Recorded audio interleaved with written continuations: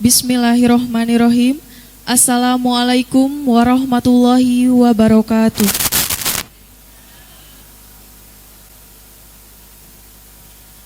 Bapak, Ibu hadirin semua, saya ucapkan selamat datang, salam sejahtera untuk kita semua.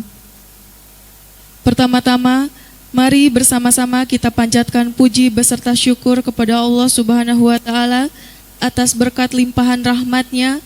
Kita semua hari ini bisa berjumpa bersama dalam keadaan sehat, selamat, dan semoga tetap mendapatkan lindungan dan karunia-Nya.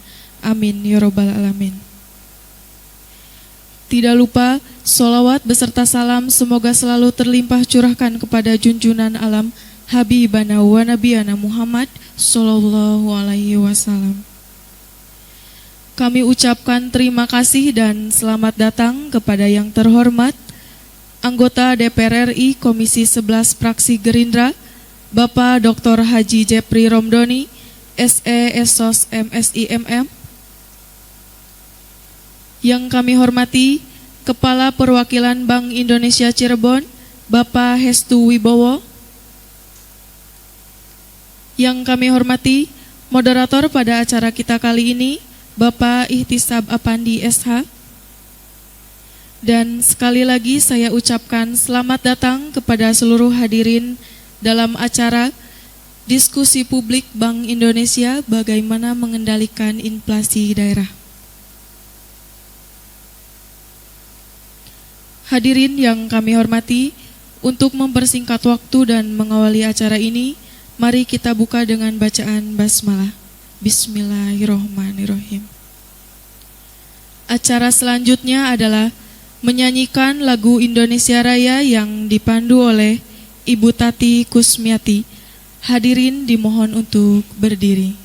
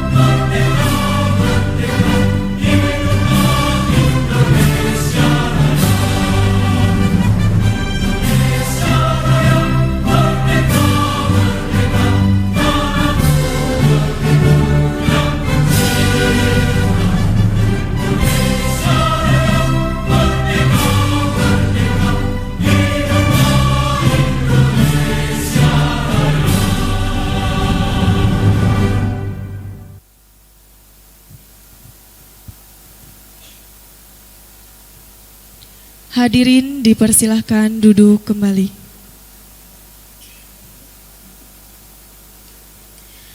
Baik, Bapak Ibu undangan semua, agar lebih diberkahi acara kita ini, marilah kita ikuti doa bersama yang akan dipimpin oleh Bapak Ustadz Didi Humaydi. Kami persilahkan. Bismillahirrahmanirrahim. Allahumma salli wa sallim ala sayyidina wa habibina wa syafi'ina wa karimina wa zuhrina maulana Muhammad wa sallim radiyallahu tabaraka wa ta'ala an kulli sadatina rasulillahi ajmain. Alhamdulillahi rabbil alamin hamdan syakirin hamdan naimin hamdu yafina wa yukabi majidah wa rabbana lakal hamdu kama yanbaghi jikal karimu azimi sultanik. Allahumma salli wa sallim ala sayyidina Muhammad wa ali Muhammad wa salli ala sayyidina Ibrahim wa sayyidina Ibrahim wa barik ala sayyidina Muhammad wa ala sayyidina Muhammad wa barik ala sayyidina Ibrahim wa ala sayyidina Ibrahim fil alamin innaka Hamidum Majid. Allahumma ya Allah ya Rahmanur Rahim ya Alim ya Latif wa Tub ya Allah. Bidutfikal hafi Allah bi ibadihi yarjukum ya syafi wa rajab. Ija'alna ya Allah min ibadika salihin. Ija'alna ya Allah min ibadikal muttaqin. Allahumma agnina ya Allah bil ilmi wa jayna bil hilmi wa akrimna bit taqwa wa jamilna bil afiyah. La ilaha illa anta subhanaka inni kuntu minaz zalimin. Rabbana zalamna anfusana wa illam taghfir lana wa tarhamna lanakunanna minasyirin. Rabbana atina fid dunya hasanatan wa fil akhirati hasanatan wa qina adzabannar. Subhana rabbika rabbil izzati amma yasifun. Salamun alal mursalin walhamdulillahi rabbil alamin. Al-Fatihah. A'udzubillahi minasyaitonir rajim. Bismillahirrahmanirrahim. Alhamdulillahirabbil alamin arrahmanir rahim maliki yaumiddin. Iyyaka na'budu wa iyyaka nasta'in ihdinas siratal mustaqim siratal ladzina an'amta 'alaihim ghairil maghdubi 'alaihim waladdallin. Assalamualaikum warahmatullahi wabarakatuh. Terima kasih kepada Bapak Ustadz Didi Humaydi yang telah memimpin doa.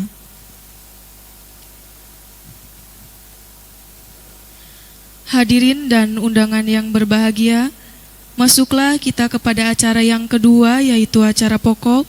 Dan untuk sesi ini kami persilahkan kepada moderator untuk memandu jalannya acara ini. Kepada yang terhormat Bapak Ihtisab Apandi, saya persilahkan. Baik, terima kasih Master of Ceremony. Bismillahirrahmanirrahim. Assalamualaikum warahmatullahi wabarakatuh. Pergi ke Majalengka membeli tomat dibuat sambal terasi. Yang jawab salam dengan semangat, saya doakan menikah lagi. Assalamualaikum warahmatullahi wabarakatuh.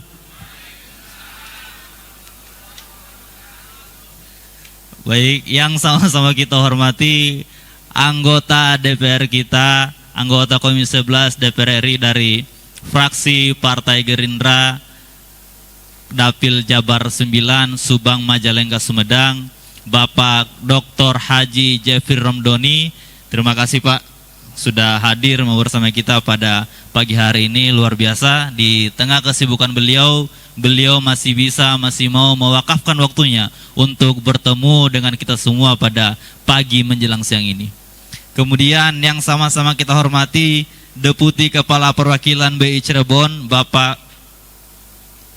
Kepala BI Kepala Perwakilan BI Cirebon, Bapak Hestu Wibowo. Selamat pagi menjelang siang Pak. Terima kasih sudah membersama kita pada kesempatan yang baik ini. Serta Bapak Ibu semua yang saya hormati, saya cintai, para tokoh-tokoh masyarakat yang hadir pada kesempatan ini.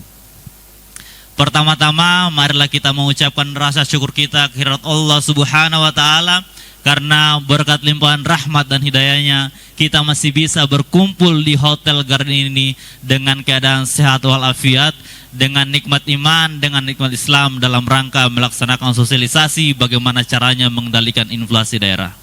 Kemudian salawat dan salam semoga tetap tercurahkan kepada junjungan Nabi besar kita, kekasih Allah, Nabi Muhammad SAW. Allahumma shalli ala Muhammad. Semoga kita semua bisa mendapatkan syafaat dari beliau. Bapak Ibu yang saya hormati, sudah terpampang jelas di hadapan Bapak Ibu semua spanduk tentang acara kita pada pagi menjelang siang ini, bagaimana caranya mengendalikan inflasi daerah. Sebelumnya Bapak Ibu sudah pernah mendengar kata inflasi? Pernah, ada yang nggak jawab, ya kan? Saya mau tanya, harga beras naik nggak? Bagi bapak-bapak yang perokok, harga rokok naik nggak Pak? Naik ya. Sederhananya bahwa inflasi itu merupakan tingkat harga umum yang mengalami kenaikan. Itulah pokok pembahasan kita pada pagi menjelang siang hari ini. Bapak Ibu semua, tadi sudah saya sebutkan bahwa Pak Dewan kita ini merupakan anggota Komisi 11 yang mana mitra kerja beliau adalah Bank Indonesia. Oleh karena itu beliau mengajak Bank Indonesia untuk datang ke Hotel Garden ini, ke Majalengka untuk berbicara masalah pengendalian inflasi. Baik, langsung saja kita dengarkan juga sambutan ataupun pemaparan materi dari Pak Dewan kita, Pak Dr. Haji Jeffrey Romdoni. Waktu dan tempat dipersilakan, Pak.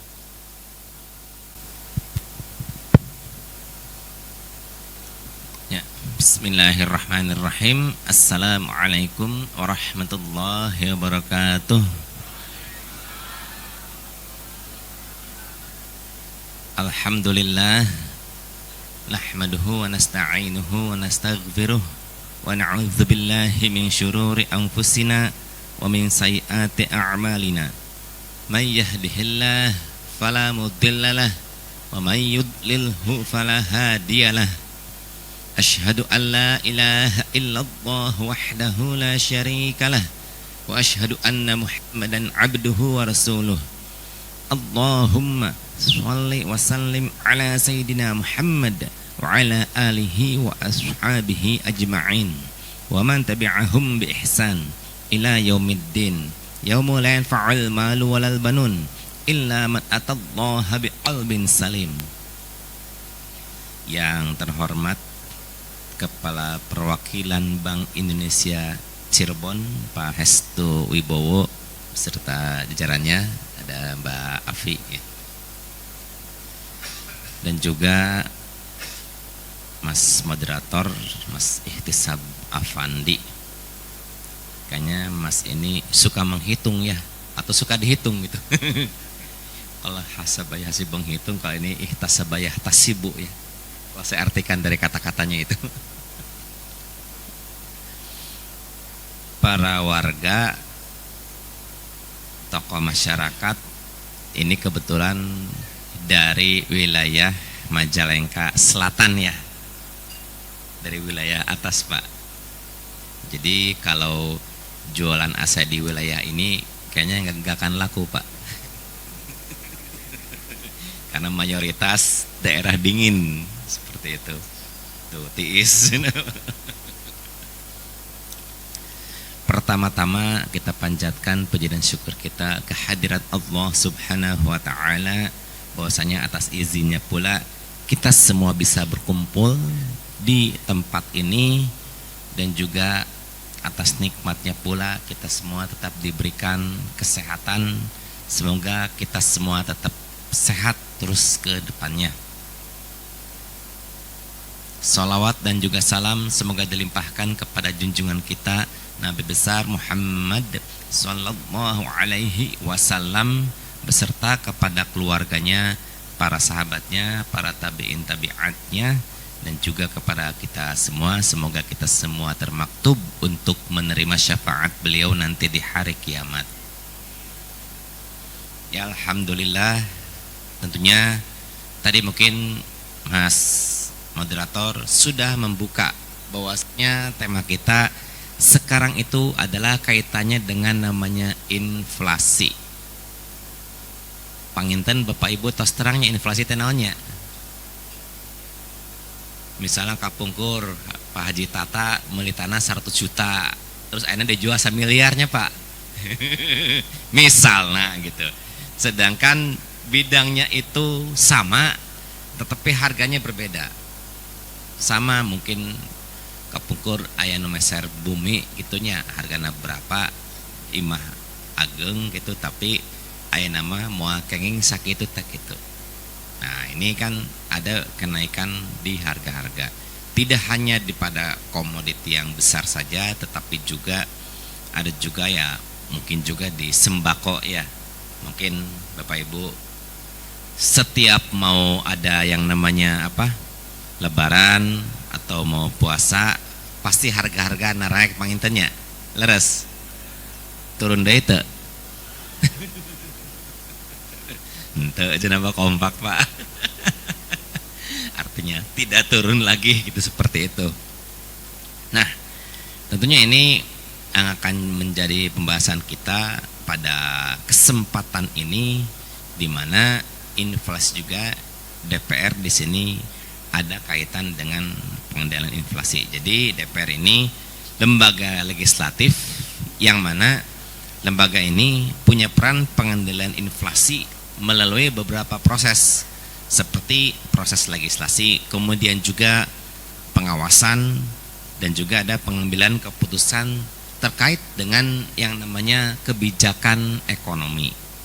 Nah, tapi DPR sendiri tidak memiliki wewenang langsung dalam mengendalikan yang namanya inflasi. Jadi bukan dalam hal teknisnya. Kalau teknisnya ini adalah di eksekutif ya yang melaksanakan itu. Tetapi di sini DPR bisa mempengaruhi kebijakan pemerintah yang dapat mencegah tingginya inflasi. Jadi ketika ada suatu kebijakan dirumuskan, itu biasanya memang dikonsultasikan terlebih dahulu dengan DPR. Jadi di sini ada kesinergian antara eksekutif dan juga legislatif. Jadi di sini ikut merumuskan, kemudian juga memberikan masukan kalau misalnya ada kebijakan yang dirasa bisa menyebabkan inflasi itu menjadi lebih parah, ya tentu di situ kami juga memberikan masukan agar itu tidak dilaksanakan. Nah, itu mungkin salah satu. Jadi kalau kaitannya dengan peran DPR itu sendiri, tentunya yang pertama ini adalah kaitan dengan penyusunan dan juga pengesahan undang-undang. Selain daripada itu, ada juga dengan pengawasan kebijakan pemerintah. Lalu ada juga pembahasan anggaran dan juga diskusi dan juga pemantauan kebijakan Bank Indonesia, di mana Bank Indonesia ini ya merupakan salah satu mitra kerja kami yang strategis. Nah, saya sendiri di Komisi 11 yang mana bidangnya itu adalah keuangan, memang memiliki mitra yang kaitannya dengan ini. Ya, selain Bank Indonesia tuh ada namanya Himbara, ya Himpunan Bank Negara. Panginten Bapak Ibu tos terang nami bank mah pangintennya bank non wae. Aduh. Meni langsung to the point, Bang Emok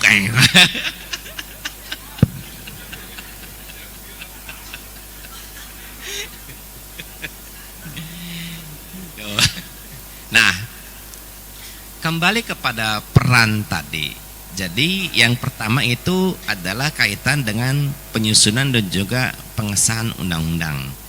Jadi kami memiliki tugas untuk menyusun dan juga mengesahkan undang-undang kaitan dengan kebijakan ekonomi dan juga moneter.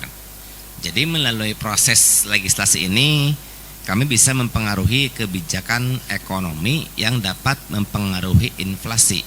Misalnya DPR ini kita bisa memperkuat kerangka regulasi untuk mengendalikan praktek kartel atau monopoli yang bisa menyebabkan kenaikan harga barang dan jasa. Jadi ketika suatu kebijakan atau ada undang-undang itu ketika dirumuskan, itu biasanya kami mengundang para mitra kerja, tetapi tidak hanya itu, kami juga menerima dari masyarakat luar juga. Biasanya kalau dengan mitra kerja itu sifatnya RDP atau rapat dengar pendapatnya. Tetapi kalau misalnya di sini kita meminta pendapat, ada para ahli, ada akademisi, atau mungkin ada juga yang dulunya pernah menjadi pejabat, itu biasanya namanya RDPU, rapat dengar pendapat umum. Jadi di situ kita mendengar masukan kira-kira apa yang mungkin yang bagus, yang mungkin nanti bisa dijadikan input ketika memang kita sedang menyusun suatu undang-undang. Nah, salah satunya ini memang undang-undang yang pernah disahkan itu ya nomor 28 tahun 2022 tentang APBN tahun 2023. Ini mungkin sebentar lagi 2024 ya. Ini juga di masa sidang. Kebetulan sekarang ini sudah masuk masa sidang, yang mana salah satu agendanya yaitu kaitan dengan yang namanya APBN untuk tahun 2024. Jadi saya mungkin di situ akan berperan aktif. Jadi selain di Komisi 11, kebetulan juga saya juga di Badan Anggaran ya. Jadi pasti emang akan terlibat dalam hal ini. Nah, biasanya ini nanti dirumuskan yang namanya beberapa asumsi dasar ekonomi makro APBN. Seperti misalnya ada pertumbuhan ekonomi, ada inflasi, kemudian juga ada tingkat bunga sun 10 tahun, ada nilai tukar, kemudian juga harga minyak mentah, lifting minyak, dan juga lifting gas. Jadi nanti di Badan Anggaran itu ada semacam rapat pembukanya terlebih dahulu, kemudian ada beberapa sektor yang langsung dirapatkan secara teknis di komisi-komisi terkait. Nah, salah satunya ini adalah biasanya di komisi 11 juga, itu akan sangat namanya itu apa? Berperan. Nah, kemudian ketika suatu kebijakan itu sudah ditetapkan, maka itu selanjutnya kita mengawasi yang namanya kebijakan yang dilakukan. Jadi kami punya yang namanya fungsi pengawasan terhadap kinerja pemerintah. Termasuk di dalamnya itu adalah kebijakan ekonomi yang berhubungan dengan namanya inflasi. Jadi kami bisa memeriksa dan juga mengawasi implementasi kebijakan yang sudah disepakati untuk mengendalikan inflasi. Kalau misalnya ditemukan ada kebijakan yang dirasa itu tidak efektif ataupun ada indikasi penyelewengan, maka kami bisa memberikan seperti saran, kritik ataupun tindakan korektif kepada pemerintah. Jadi kalau ada yang kita menerima masukan dari masyarakat, ada pelaksanaan yang tidak sebagaimana mestinya atau penyimpangan, nah dari laporan itu biasanya kita sampaikan di rapat dengan para mitra kerja kami. Apalagi kalau misalnya mungkin masalahnya agak-agak kencang gitu ya, itu biasanya urgent dan langsung kami adakan rapat dengar pendapat dengan mitra yang bersangkutan kalau misalnya ada masalah, kecuali memang permasalahannya itu ya sudah terselesaikan juga dengan mitra sendirinya. Tapi kalau misalnya terpublish sampai disebutnya viral gitu ya, itu biasanya akan kami panggil dulu dan akan dirapatkan dengan mitra bersangkutan. Jadi saya sendiri memang selalu mendukung apa yang dilakukan oleh Bank Indonesia. Kalau dulu mungkin ada namanya GNPIP ya, Gerakan Nasional Pengendalian Inflasi Pangan. Jadi ini memang menjelang Idul Fitri ya saya rasa cukup penting. Jadi ketika ini dilakukan, insya Allah itu bisa menekan yang namanya inflasi pangan. Kemarin saya juga menghadiri acara dengan Bank Indonesia Pekan Kris Nasional ya, di mana itu benar-benar mengenalkan kris ke masyarakat yang luas, dan tidak hanya mengenalkan krisnya tetapi juga mengangkat makanan tradisional. Kalau tidak salah dapat rekor muri ya Pak. Mungkin Bapak Ibu ada yang mengenal namanya docang? Enggak. Di sini enggak tahu ya. Di Cirebon itu ada namanya docang. Jadi semacam apa ya, ada lontong, ada toge, ada kuah tempe atau oncom apa itu ya, di ini sama kerupuk gitu. 1.700 berapa kemarin tuh? 1.708 ya? Ada 1.708 mangkok itulah yang disediakan di acara itu. Dan di situ satu mangkok hanya harganya itu Rp1 saja. Tuh, aduh katanya. Tapi syaratnya bayarnya pakai kris. Nah, jadi kan tidak hanya mungkin bukan soal harganya, tetapi di sini ya pertama yang mengangkat yang namanya ya makanan tradisional ya. Kemudian yaitu metode efektif yang saya rasa efektif, mengenalkan mau nggak mau kan ketika dipaksa gitu kan akhirnya kan mereka pakai semua kan. Akhirnya pada tahu caranya, walaupun satu mangkok itu cukup bayar Rp1 saja, tapi itu kemarin. Sekarang udah enggak. Kebetulan kemarin acara diadakan di Gergaya City Mall ya, di Cirebon. Itu saya rasa memang salah satu yang memang langkah sangat bagus dan cukup kreatif gitu ya, seperti itu. Nah, jadi kalau kembali lagi kepada inflasi, ini ada beberapa hal yang memang perlu diperhatikan, seperti misalnya kaitannya dengan produksi. Kemudian ada juga konsumsi dan juga distribusi. Ini semuanya kalau ada hambatan itu bisa menyebabkan inflasi di suatu daerah. Nah, kenapa produksi? Jadi kalau produksi ini mungkin Bapak Ibu kalau misalnya kenapa menjelang Idul Fitri itu ada kenaikan, kan biasanya sok anu marudik pangintennya. Mungkin nuti luar Majalengka, arwih, kacikijing, kacingambulnya. Jantan kan di bumi teh jadi seueur jalmi gitunya. Nah, pasti kan belanjanya juga kan jadi lebih banyak ya. Nah, kalau semua seperti itu, sadayana itu panginten tetapi barang kebutuhan yang ada itu produksinya tidak meningkat, otomatis kan disebutnya jadi parbutnya. Nah, jadi kan ada namanya kategorinya itu kelangkaan, hingga akhirnya harga-harganya itu ya jadi naik. Nah, itu salah satunya. Sama juga kalau ini produksinya, konsumsi meningkat, ya sama juga seperti itu. Artinya kan banyak orang di rumah itu, ya berarti kan angka konsumsi itu pasti meningkat kan. Nah, jadi kalau salah satunya kalau kata Pak Hestu yang menunjang inflasi katanya rokok ya Pak. Semakin banyak perokok itu menyumbang inflasi katanya. Nanti mungkin dijelaskan. Nah, selain daripada itu juga distribusi.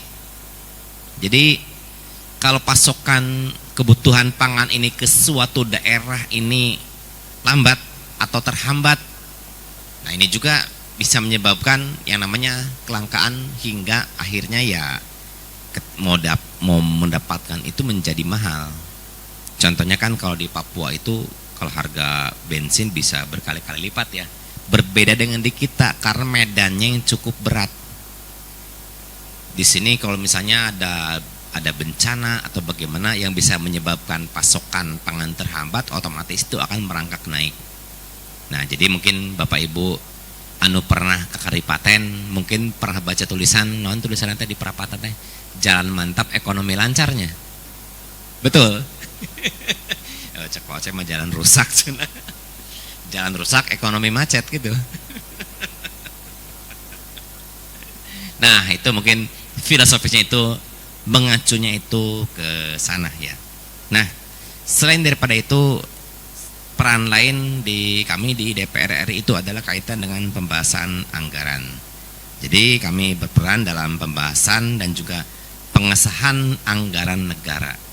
Jadi dengan proses ini kami bisa mempengaruhi alokasi dana untuk sektor-sektor yang berpotensi mempengaruhi inflasi, seperti misalnya subsidi energi ataupun kebijakan harga barang strategis. Jadi kami dapat memastikan bahwa anggaran itu dialokasikan dengan bijaksana dan juga mempertimbangkan dampaknya terhadap inflasi. Jadi disebutnya mungkin efektif dan efisien ya, seperti itu. Efektif itu mengena pada sasarannya, efisien ya disebutnya ya sehemat mungkin dengan diskusi dan juga pemantauan kebijakan BI. Jadi kami di sini melakukan diskusi yang seperti saat ini kita lakukan dan juga pemantauan terhadap kebijakan yang diambil oleh Bank Indonesia, yang mana Bank Indonesia ini merupakan otoritas moneter di Indonesia. Jadi kebijakan suku bunga, cadangan devisa, kemudian operasi pasar terbuka yang dilakukan oleh BI ini bisa mempengaruhi yang namanya inflasi. Mungkin ini beberapa waktu yang lalu ya ada event yang pernah saya dorong untuk dilakukan di Majalengka, disebutnya apa, operasi pasar ya, pasar murah ya. Waktu itu saya dengan Pak Hestu menghadiri. Beberapa hari sebelumnya itu memang saya ngomong di BI pusat Pak, sama salah satu DPD gubernur. Akhirnya ya kok di tempat lain ada, di kita nggak ada, tolong adain dong Bu. Akhirnya Bu Deputi mengontak Jawa Barat kontak Pak Hestu akhirnya. Hingga akhirnya itu diadakan. Kemarin Pak Sekdenya bisik-bisik lagi, Pak adain lagi dong katanya. Nanti deh saya lihat dulu gitu ya, situasinya seperti itu. Nah, jadi DPR ini biasanya memang mengadakan rapat dengar pendapat dengan pimpinan BI untuk mendapatkan pemahaman yang lebih baik tentang kebijakan yang ambil dan juga memberikan masukan. Jadi sebelum memberikan masukan, ya tentunya ya kalau namanya diskusi itu kan dua arah ya. Jadi dari BI-nya ini misalnya kenapa diambil, dan argumentasinya kalau memang logis itu biasanya kami mendukung gitu ya. Tapi kalau misalnya di kami juga memang kira-kira ada yang kira-kira perlu dimasukkan agar menjadikan itu lebih baik, itu biasanya kami sampaikan juga pada rapat dengar pendapat.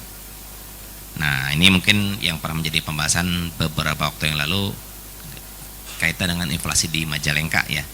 Jadi per September 2022 ini cabai dan bawang itu jadi faktor penyebab terjadinya inflasi di Majalengka. Tapi per Desember 2022 ini menurun. Jadi penurunan ini memang ditunjang dengan ya naiknya angka produksi di sektor pertanian. Jadi kebutuhan masyarakat itu bisa terpenuhi. Nah makanya kemarin salah satu yang dilakukan BI itu gerakan tanam cabai ya. Jadi menanam sebelum masanya itu dibutuhkan, jadi ketika dibutuhkan ya panennya barang itu sudah ada. Tapi kalau misalnya besok dibutuhkan sekarang baru tanam ya nggak bisa ya Pak, karena belum tumbuh. Nah kemarin BI itu memperhitungkan itu juga, jadi ketika waktunya dibutuhkan itu disebutnya itu ya sudah tersedia. Nah bagaimana misalnya ini mengendalikan inflasi di desa? Tentunya kalau dibaca dari yang saya sampaikan sebelumnya, bahwasanya produksi lokal ini harus ditingkatkan dalam rangka agar bisa setidaknya memenuhi daripada kebutuhan daripada masyarakat. Jadi supply dan demand itu seimbang ya, semuanya itu terpenuhi. Kemudian juga selain daripada itu ya infrastruktur juga perlu ditingkatkan. Nah, ini biasanya ya dengan kaitan dengan distribusi. Sekarang mungkin kalau dengan adanya tol baru yang sudah dibangun ya, yang sudah nyambung ke sini di Sumdawa itu ya diharapkan itu juga ya setidaknya bisa menggairahkan ekonomi sekitarnya. Selain daripada itu juga ya pengawasan harga dan juga distribusi. Jadi kalau ketika ada yang ketidakwajaran ini memang harus diambil sikap segera. Biasanya ini diawali di pemerintah setempat yang biasanya ya berkonsultasi dengan mitra kerjanya juga. Selain daripada itu juga ya ada kaitan dengan namanya pendidikan dan literasi ekonomi. Jadi semakin banyak masyarakat memahami kaitannya dengan ekonomi, ini juga bisa menekan yang namanya inflasi. Jadi semakin bijak dalam menggunakan keuangan pribadi. Biasanya yang jadi menteri keuangan rumah tangga itu ibu-ibu ya, betul. Saya ingin nanya nih, kebutuhan dan keinginan kita ini terbatas atau enggak Bu? Kok keinginannya terbatas ya? Wah hebat itu Pak kalau itu Pak. Yakin terbatas? Nah, nyambung juga akhirnya. Inginnya banyak, udah beli saya yakin biasanya nggak puas ya. Lihat tetangga punya apa, ada yang kadang-kala kepanasan gitu ya, seperti itu ya. Nah itu kalau misalnya kita paham dengan literasi ekonomi ini, ya setidaknya bisa mengatur sehingga ya mau berapapun itu ya setidaknya disesuaikan dengan apa yang didapatnya. Jadi kalau candaan saya mah jauh dari istilah candaan yang disebut mungkin Bogor ya. Terang Bapak Ibu Bogor hartosan naon? Biar tekor asal kesohor. Panjang mewah tapi kantong jebol, liar tamat. Ya mungkin itu yang saya sampaikan pada kesempatan ini. Saya ucapkan terima kasih atas segala perhatiannya. Mohon maaf atas segala kekurangan. Aqulu qawli hadza wallahul muwaffiq ila aqwamit thoriq. Wassalamualaikum warahmatullahi wabarakatuh. Waalaikumsalam warahmatullahi wabarakatuh. Boleh kita kasih tepuk tangan dulu untuk Pak Dr. Jeffrey Ramdhani. Luar biasa, sekedar informasi bahwa beliau ini bergelar doktor dengan magisternya 2, artinya 2 kali mengikuti sekolah pasca sarjana. Sangat pantas kita katakan kalau beliau ini merupakan seorang legislator yang intelektual ya.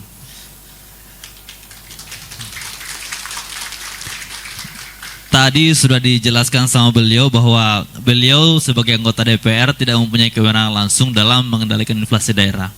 Tapi kebijakan-kebijakan pemerintah atau kebijakan-kebijakan pemerintah dalam arti DPR bisa mempengaruhi kebijakan pemerintah dalam akte eksekutif dalam pengendalian inflasi daerah. Karena memang dalam konsep ketatanegaraan kita bahwasanya DPR itu sebagai lembaga legislatif sebagaimana diatur dalam Undang-Undang Dasar 1945, dia mempunyai fungsi legislasi, budgeting dan juga pengawasan.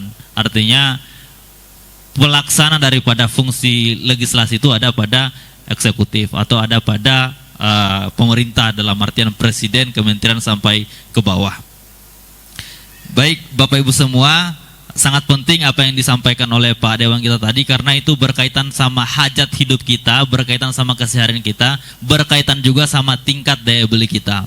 Oleh karena itu, mari kita langsung saja dengarkan paparan dari Kepala Perwakilan BI Cirebon, Pak Hestu Wibowo, tentang bagaimana cara mengendalikan inflasi, apa yang harus kita lakukan sebagai masyarakat agar kita bisa menjaga daya beli kita terhadap inflasi yang mungkin tinggi pada saat ini. Apalagi mohon izin Bapak, kata Ibu Sri Mulyani, dunia akan gelap gulita pada tahun 2023 karena pertumbuhan hanya 2,1%, menurun drastis dari pertumbuhan tahun sebelumnya itu 6,3%, Pak.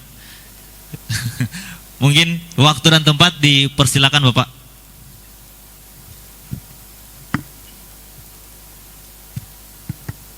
Baik, terima kasih Pak Moderator. Bismillahirrahmanirrahim. Assalamualaikum warahmatullahi wabarakatuh. Selamat pagi, salam sejahtera buat kita semua. Alhamdulillahirabbil alamin, wassalatu wassalamu ala asrofil anbiya'i wal mursalin Sayyidina Muhammadin wa ala alihi washabihi ajmain, amma ba'du. Yang terhormat, yang kita muliakan bersama, Bapak Dr. Haji Jeffrey Romdoni SE MSOS MSI MM selaku anggota Komisi 11 DPR RI. Yang kami hormati, di sini ada moderator kita yang masih muda ini, Bapak Ihtisab Afandi SH, yang tentunya saya hormati dan saya banggakan Bapak Ibu sekalian, para kuwu, para kepala desa, para tokoh masyarakat, tokoh agama se-Kabupaten Majalengka Selatan ya Pak ya, pakai Selatan Pak ya, se-Majalengka Selatan, serta Bapak Ibu hadirin sekalian, juga teman-teman kami dari Kantor Perwakilan Bank Indonesia Cirebon. Pertama-tama saya mengajak diri saya tentunya dan juga kita semua untuk selalu mengucapkan puji syukur alhamdulillah hadirat Allah Subhanahu wa taala atas segala nikmat karunia yang diberikan kepada kita, yang pada pagi hari ini kita dapat berkumpul di tempat yang berbahagia ini dalam keadaan sehat walafiat. Tak lupa juga kita sampaikan salam dan salawat ke junjungan kita Nabi besar Muhammad sallallahu alaihi wasallam beserta keluarga beliau, sahabat dan seluruh umatnya, insya Allah termasuk kita semua hingga yaumil akhir nanti. Bapak Ibu sekalian yang berbahagia, tadi disampaikan oleh Pak Moderator, topik kita pagi ini agak berat ya Bapak Ibu sekalian ya, mengenai inflasi gitu ya. Tadi sempat ditanyakan Pak Moderator, Bapak Ibu ada yang sudah pernah mendengar inflasi belum? Tapi ternyata kan tadi al-hisab Pak ya, jadi tukang menghitung. Jadi pertanyaannya selalu menghitung berapa banyak dari para Bapak Ibu sekalian yang tahu dan pernah mendengar kata-kata inflasi. Tapi mudah-mudahan Bapak Ibu sekalian di pagi ini ya, mudah-mudahan ekspektasi Bapak Ibu sekalian datang ke sini mudah-mudahan menambah ilmu lah Pak, menambah pengetahuan dan tentunya menambah wawasan mengenai inflasi itu. Dan saya berusaha semaksimal mungkin untuk bisa menyampaikan dengan mudah, bahasa saya mudah-mudahan dapat dipahami oleh Bapak Ibu sekalian.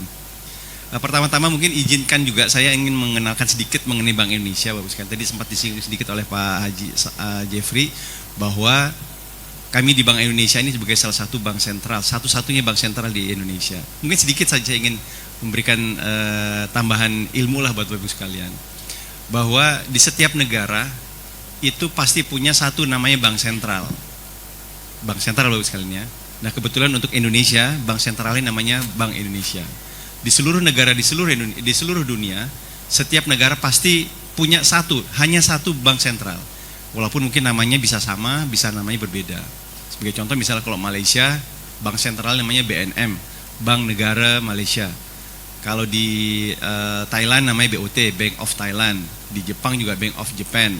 Di Inggris namanya Bank of England. Nah ada yang namanya berbeda, yaitu misalnya di Australia. Australia namanya RBA, Reserve Bank of Australia. Bahkan agak berbeda sendiri di Singapura. Bank sentralnya namanya bukan bank, tapi namanya MAS. Apa itu? Adalah Monetary Authority of Singapore. Jadi otoritas moneter Singapura. Jadi intinya bahwa setiap negara pasti punya satu bank sentral meskipun namanya berbeda-beda. Dan untuk Indonesia, bank sentral kita namanya Bank Indonesia. Gitu ya Bapak sekalian ya. Nah, kenapa saya perlu menjelaskan ini? Karena namanya Bank Indonesia. saya khawatir Bapak Ibu sekalian masih agak bingung dan juga mungkin salah pengertian bahwa Bank Indonesia itu sama seperti bank-bank lain yang ada yang Bapak Ibu kenal. Kan ada Bank BJB ya Pak ya Bu ya, ada Bank BRI, Bank Mandiri, swastanya ada Bank BCA gitu. Bukan Bank Emok kan ya Pak ya. Nah, kalau bank-bank lain selain Bank Indonesia Bapak Ibu sekalian itu adalah namanya bank umum. Bank umum itu adalah lembaga keuangan yang fungsi sebagai intermediasi. Intermediasi itu apa? Adalah lembaga keuangan yang menerima simpanan masyarakat yang punya kelebihan dana. Jadi Bapak masyarakat yang punya kelebihan dana, kelebihan uang itu bisa menyimpan uangnya di bank umum.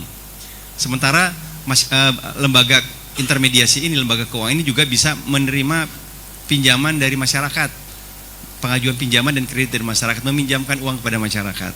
Jadi sebagai fungsi intermediasi bisa menampung simpanan masyarakat yang kelebihan dana dan juga bisa membantu masyarakat yang kekurangan dana dan uang dalam bentuk pinjaman atau pembiayaan. Itu adalah bank umum. Nah, Bank Indonesia bukan bank umum. Nah, perbedaannya itu Bapak sekalian. Walaupun namanya sama-sama banknya. Kadang saya suka dengar Pak Haji, kayaknya kan Bank BI katanya. Bank Mandiri, Bank BRI, ada Bank BI gitu. Nah, masyarakat masih ada yang masih bingung juga bahwa seolah-olah kayaknya Bank Indonesia sama seperti bank-bank umum lainnya. Bahkan sampai sekarang Pak Haji, saya di BI itu masih juga teman-teman di BI itu masih suka dapat telepon dari luar menanyakan, Pak saya kemarin mau buka usaha Pak, saya mau minjem uang di Bank Indonesia, berapa bunganya di Bank Indonesia? Nah, jadi Bank Indonesia bukan bank umum dan kami tidak menerima, kami bukan sebagai lembaga intermediasi, tidak memberikan pinjaman kepada masyarakat dan juga tidak menerima simpanan dari masyarakat. Jadi itu bedanya Bapak sekalian ya. Jadi Bank Indonesia adalah bank sentral, tugasnya sebagai bank sentral dan hanya ada satu-satunya di Bank Indonesia yang namanya bank sentral, hanya Bank Indonesia. Sementara bank lain namanya bank umum sebagai lembaga intermediasi menerima simpanan masyarakat dan memenuhi permintaan atau mungkin juga kebutuhan masyarakat akan pinjaman modal dan juga kredit serta pembiayaan lainnya. Itu yang pertama. Sebelum saya masuk ke inflasi. Nah, kalau kita masuk mengenai inflasi Bapak Ibu sekalian, kaitannya dengan Bank Indonesia sebagai bank sentral, salah satu tugas kami di Bank Indonesia, kami punya 3 tugas pokok bank sentral. Jadi Bank Indonesia sebagai bank sentral punya 3 pokok yang berbeda dengan tugas yang dimiliki oleh bank umum tadi ya Bapak sekalian sebagai lembaga intermediasi. Yang pertama adalah sebagai otoritas moneter. Sebagai otoritas moneter, dalam hal ini Bank Indonesia punya kebijakan dalam mengeluarkan instrumen-instrumen kebijakan dalam satu misalnya pengendalian suku bunga. Bank Indonesia setiap bulannya mengeluarkan tingkat suku bunga yang menjadikan referensi dan juga sebagai dasar dalam penentuan suku bunga bagi perbankan, bagi lembaga-lembaga keuangan lainnya. Yang kedua, juga menentukan misalnya pengendalian nilai tukar rupiah terhadap mata uang negara lain. Jadi bagaimana rupiah itu stabil Bapak sekalian, nggak bergejolak dan tetap stabil walaupun naik turun karena memang di pasar uang itu pergolakannya atau secara volatile ya, pergerakannya memang setiap detik itu berubah. Namun bagaimana Bank Indonesia sebagai bank sentral menjaga bahwa perubahan harga tersebut dalam nilai yang kecil atau kita sebut dengan stabilitas nilai tukar terhadap mata uang negara lain. Rupiah terhadap dolar Amerika, rupiah terhadap rial Arab Saudi dan juga dengan mata uang dari negara lain. Nah, itu sebagai tugas Bank Indonesia sebagai otoritas moneter. Yang kedua adalah sebagai otoritas makroprudensial dalam rangka untuk menjaga stabilitas sistem keuangan. Bagaimana seluruh sistem keuangan ini, baik perbankan, lembaga asuransi, pembiayaan, dana pensiun dan juga segala macam, itu menjadi suatu sektor keuangan yang kondusif, yang juga stabil sehingga dapat mendukung pertumbuhan ekonomi ke depan. Dan yang ketiga adalah sebagai otoritas sistem pembayaran, baik pembayaran tunai, uang rupiah, kertas ataupun logam, dan juga sistem pembayaran secara non tunai. Tadi sampaikan sedikit oleh Pak Haji Jeffrey, kemarin kita menyelenggarakan PKN, Pekan KRIS Nasional. Apa itu KRIS? KRIS ada suatu platform pembayaran di mana masyarakat bisa dengan mudah bertransaksi, membayar tanpa harus menggunakan uang tunai. Tadi menggunakan pembayaran non tunai, cukup dengan scan bisa terjadi pembayaran dimanapun, kapanpun, tanpa tatap muka. Bapak Ibu ada di sini, penjualnya ada di Cirebon atau bahkan di Jakarta atau bahkan di luar negeri, cukup dengan KRIS bisa terjadi transaksi pembayaran tanpa harus ketemu, tanpa harus ada tatap muka dan seterusnya. Ini adalah salah satu juga program kebijakan Bank Indonesia dalam rangka untuk bagaimana meningkatkan perekonomian melalui pembayaran secara non tunai yang kita sebut dengan cemumuah. Apa itu cemumuah? Cepat, mudah, murah, aman dan handal. Jadi Bapak Ibu sekalian dalam bertransaksi mungkin baru kenal. Bapak Ibu sudah yang kenal kris ya Bapak Ibu sekalian? Sudah apa yang udah pernah punya kris Pak? Belum punya ya? Belum pernah bertransaksi dengan kris ya? Itu yang pembayarannya pakai kotak-kotak itu, nanti tinggal di-scan, bayar, kemudian tinggal masukin angka, terjadi transaksi tanpa harus mengeluarkan uang tunai. Tapi nggak apa, mungkin waktu yang berbeda Pak, kita sosialisasi mengenai kris sebagai salah satu platform sistem pembayaran non tunai. Jadi 3 tugas Bank Indonesia sebagai otoritas moneter, otoritas sistem stabilitas sistem keuangan, dan sebagai otoritas sistem pembayaran. Nah, salah satu dari tugas pokok Bank Indonesia di di fungsi sebagai otoritas moneter, salah satunya adalah dalam rangka untuk pengendalian inflasi. Bahwa misi Bank Indonesia adalah sebagai bank sentral yang memberikan kontribusi positif terhadap perekonomian nasional, dan juga menjadi bank sentral yang terbaik lah Pak di antara negara-negara emerging market lainnya untuk Indonesia maju. Nah, dari bagaimana kita Bank Indonesia mencapai misi tersebut itu dalam rangka untuk mencapai dan menstabilkan nilai rupiah. Nilai tukar rupiah harus kita jaga. Salah satunya adalah nilai tukar rupiah terhadap barang dan jasa yang kita kenal dengan inflasi. Jadi salah satu misi Bank Indonesia menjaga stabilitas nilai rupiah, salah satunya terhadap barang dan jasa, yaitu yang kita sebut dengan, tadi disebutkan oleh Pak Moderator, yang kita sebut dengan inflasi. Bagaimana harga-harga barang dan jasa ya itu tetap stabil dalam rangka untuk bagaimana menciptakan kondisi perekonomian dalam rangka untuk meningkatkan pertumbuhan. Nah, yang kedua, bagaimana menjaga nilai tukar rupiah terhadap nilai tukar negara lain yang kita sebut tadi dengan pengendalian nilai tukar rupiah. Bagaimana rupiah terhadap mata uang asing tetap stabil dalam rangka untuk bagaimana menciptakan meningkatkan ketahanan kita terhadap faktor-faktor eksternal. Kalau terjadi pergolakan di luar negeri, Indonesia cukup kuat dengan nilai tukar rupiah yang cukup stabil. Itu salah satu upaya kami dalam rangka untuk bagaimana menjaga stabilitas nilai rupiah. Nah, kita mungkin fokus ke yang pertama Bapak Ibu sekalian, bagaimana pengendalian rupiah terhadap barang dan jasa yang kita sebut dengan inflasi. Nah, sebelum masuk inflasi, punten saya mau hanya 3 aja mungkin biar singkat, padat, dan mudah-mudahan Bapak Ibu sekalian bisa mudah menangkapnya. Saya ingin menyimpulkan, kita berbicara mengenai pengendalian inflasi dengan 3 topik aja. Yang pertama adalah apa itu inflasi? Yang kedua, kenapa kita harus tahu mengenai inflasi? Dan yang ketiga, bagaimana nih cara pengendalian inflasi? Jadi itu ya, kalau punten saya mungkin minjem bahasa Sunda tua gitu ya. Yang pertama what, apa itu inflasi, kemudian why, mengapa, kenapa kita harus tahu inflasi. Yang ketiga adalah how, bagaimana kita dalam rangka untuk pengendalian inflasi. Pertama mungkin saya sedikit mengenai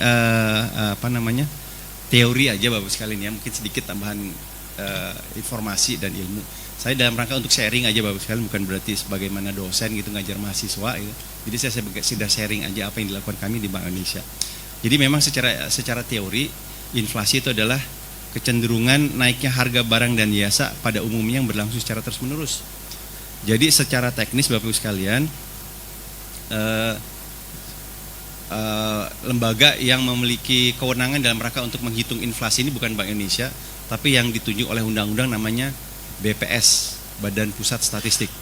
Badan Pusat Statistik atau BPS inilah yang menghitung tingkat inflasi, bukan Bank Indonesia. Nah, bagaimana cara ngitungnya? Ngitungnya adalah BPS ini akan memilih ada 11 kelompok barang yang dikonsumsi oleh masyarakat di setiap daerah, yang mana kelompoknya kan berbeda-beda. Kalau di Majalengka mungkin makannya kita masih makan beras ya Bapak Ibu sekalian. Makan beras. Tapi mungkin saudara-saudara kita di Indonesia Timur makan nggak beras, tapi mungkin makan jagung atau apa. Nah, mungkin komoditas atau barang-barang ini yang menjadi barang yang dilihat kenaikan atau pergerakan harganya. Dan juga mungkin ada kelompok-kelompok lain, ada 11 kelompok pengeluaran atau barang jenis barang yang dihitung BPS untuk dihitung inflasinya.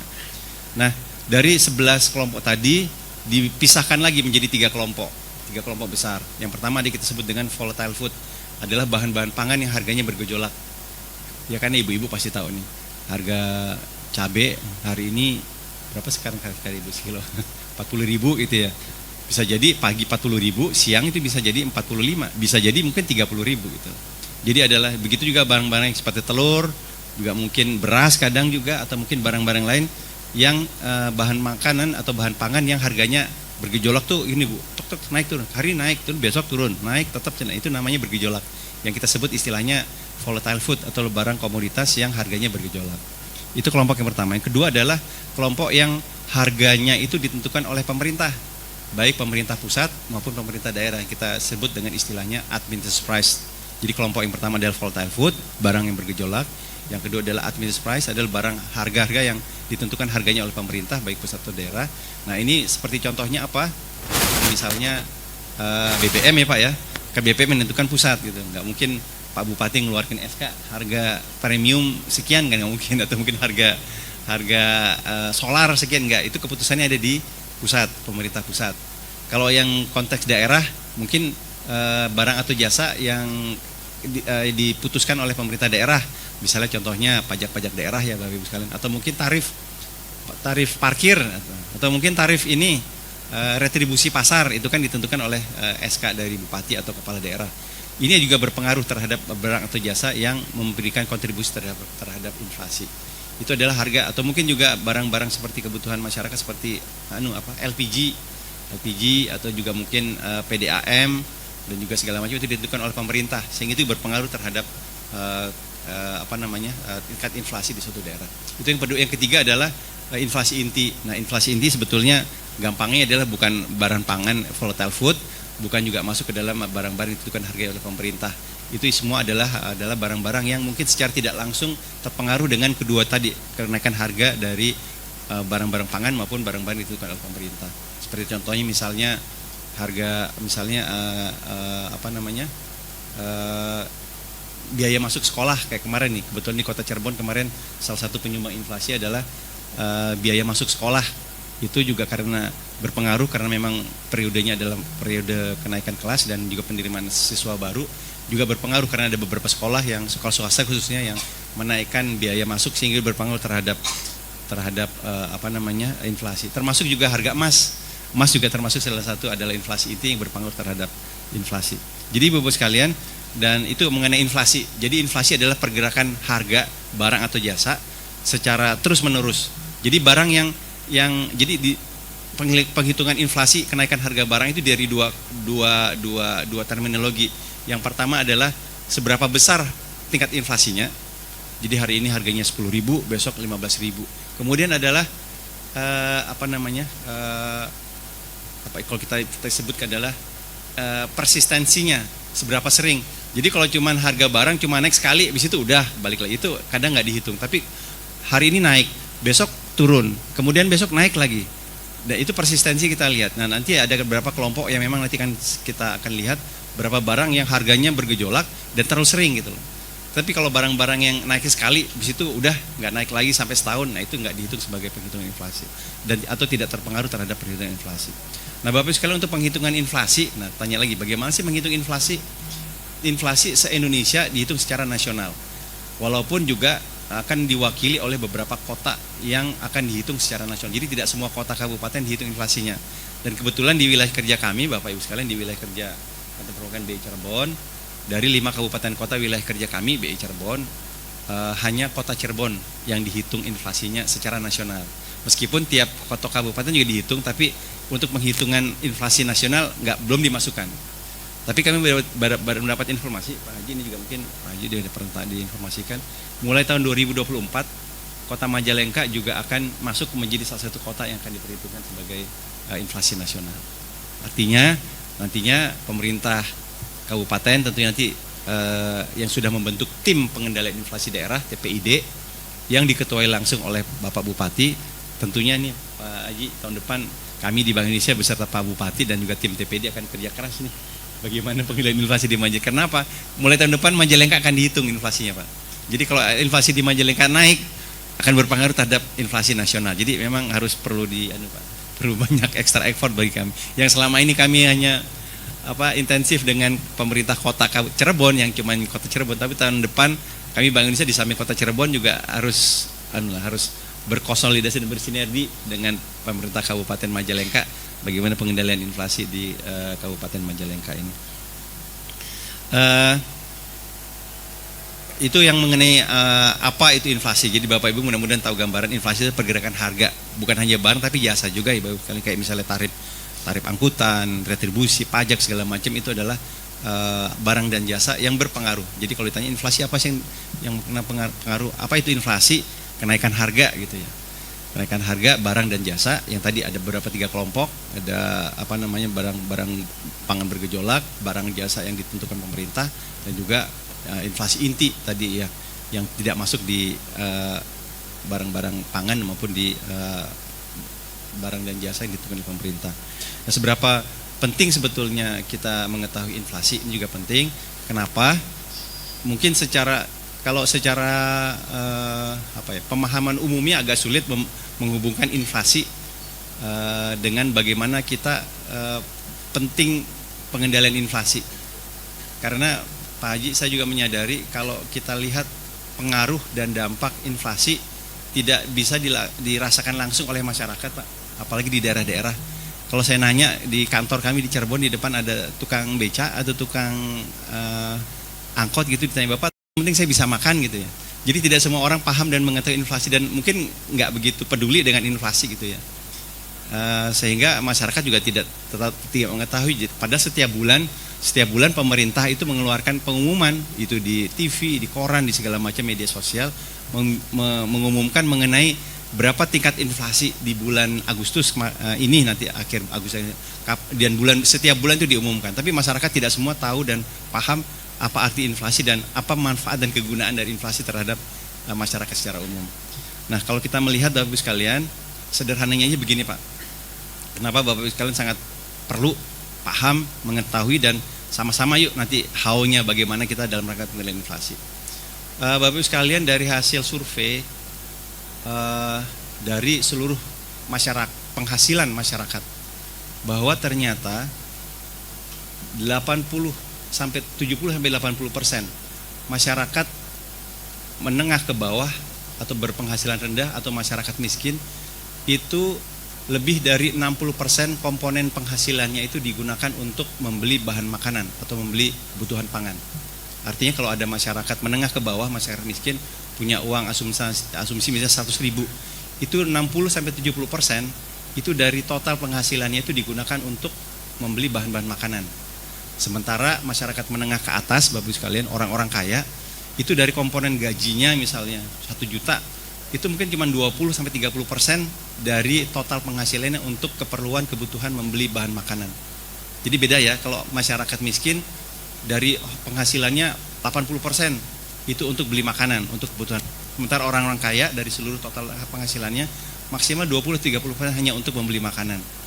Nah, sementara kalau di Indonesia, kasus Indonesia, tadi kan saya sudah jelaskan ada 3 kelompok barang ya, Bapak Ibu sekalian, dihitung inflasinya. Ada bahan pangan, ada barang-barang yang ditentukan harga oleh pemerintah tadi ya, dan juga ada inflasi inti, ada barang-barang lainnya. Nah, untuk kasus Indonesia, kebetulan penyumbang inflasi, jadi kalau Bapak Ibu sekalian baca di koran, tingkat inflasi adalah misalnya 3,81%. Dari angka 3,81%, itu sebagian besar, hampir 70%, itu disumbangkan dari kelompok bahan makanan. Ya, jadi sementara untuk dari barang-barang yang ditentukan harga pemerintah kayak tadi BBM, tarif segala macam, serta barang-barang lainnya, emas, biaya-biaya sekolah dan juga biaya yang lainnya, itu nggak lebih dari 20 atau 30%. Artinya bahwa inflasi lebih banyak disumbangkan dari pergerakan kenaikan harga bahan-bahan pangan. Nah, kaitannya apa dengan penghasilan? Nah, kalau kita tidak berhasil atau kita tidak bisa mengendalikan kenaikan inflasi yang inflasi semakin meningkat setiap tahunnya, di mana komponen dari inflasi itu adalah sebagian kenaikan harga-harga bahan pangan, yang mana notabene adalah dari sisi kelompok masyarakat, ternyata masyarakat miskin ke bawah yang paling terpengaruh terhadap kenaikan inflasi. Kenapa? Karena sebagian besar penghasilannya untuk beli makanan, sementara harga pangan makanan itu adalah komponen yang terbesar dalam kenaikan harga dalam sumbangan terhadap inflasi. Artinya apa? Bahwa kesimpulannya bahwa kalau inflasi tinggi, kita tidak bisa, misalnya kita nggak berhasil mengendalikan inflasi. Yang paling dirugikan adalah siapa, Bu? Pak? Masyarakat kecil, masyarakat miskin. Kenapa? Karena sebagian besar gajinya atau penghasilannya untuk beli bahan makanan. Sementara inflasi itu harga tinggi, itu disumbangkan oleh harga-harga bahan panganan. Nah, oleh karena itu makanya saya selalu menyatakan juga dalam setiap sosialisasi bahwa sebetulnya masalah inflasi itu bukan hanya semata-mata masalah ekonomi, Bapak. Inflasi itu adalah juga termasuk masalah sosial. Kenapa? Kalau inflasi tidak bisa kita jaga dan kita tidak bisa kendalikan, yang akan dirugikan adalah masyarakat kecil dan menengah. Karena apa?